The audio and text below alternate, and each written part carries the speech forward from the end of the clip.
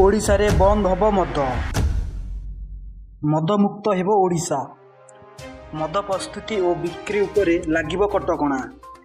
ରାଜ୍ୟରେ ନୂଆ ସରକାର ଗଠନ ପରଠାରୁ ଏପରି କଳ୍ପନା ଜଳ୍ପନା ପ୍ରକାଶ ପାଉଥିବା ବେଳେ ରାଜ୍ୟ ସାମାଜିକ ସୁରକ୍ଷା ଓ ଭିନ୍ନକ୍ଷମ ସଶକ୍ତିକରଣ ମନ୍ତ୍ରୀ ନିତ୍ୟାନନ୍ଦ ଗଣ୍ଡ ବୁଧବାର ଏହା ଉପରେ ଦେଇଛନ୍ତି ଗୁରୁତ୍ୱପୂର୍ଣ୍ଣ ଟିପ୍ପଣୀ।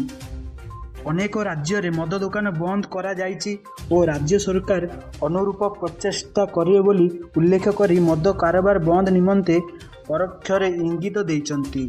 ସେହିପରି ରାଜ୍ୟକୁ କିପରି ମଦମୁକ୍ତ କରାଯିବ ସେ ନେଇ ରାଜ୍ୟ ସରକାର କାର୍ଯ୍ୟ କରିବେ ବୋଲି ଶ୍ରୀ ଗଣ୍ଡ ଗଣମାଧ୍ୟମକୁ ସୂଚନା ଦେଇଛନ୍ତି।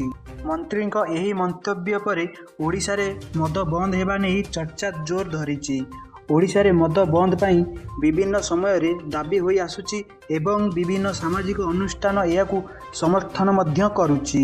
ମାତ୍ର ସାମାଜିକ ସୁରକ୍ଷା ମନ୍ତ୍ରୀ ଶ୍ରୀ ଗଣ୍ଡ ଏ ସମ୍ପର୍କରେ ଟିପ୍ପଣୀ ଦେଇଥିଲେ ହେଁ ଅବକାରୀ ମନ୍ତ୍ରୀ ବା ସମ୍ପୃକ୍ତ ବିଭାଗ ଏ ନେଇ ନୀରବତା ଅବଲମ୍ବନ କରିଛନ୍ତି।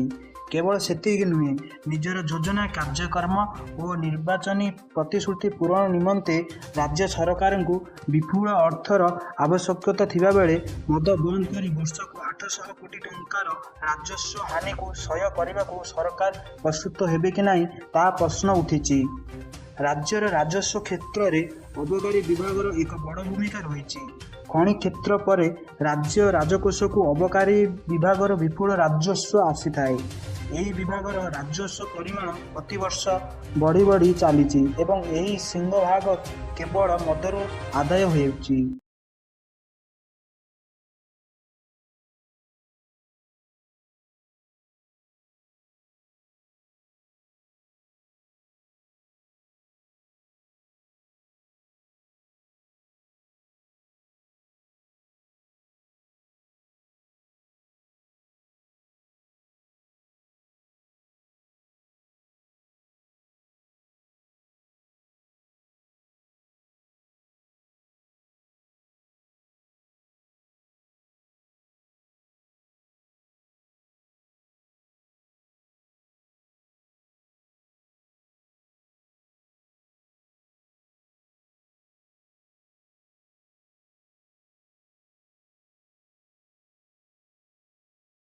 ମୁଁ ପ୍ରଭାକର, ଆଜିର ତାଜା ଖବର।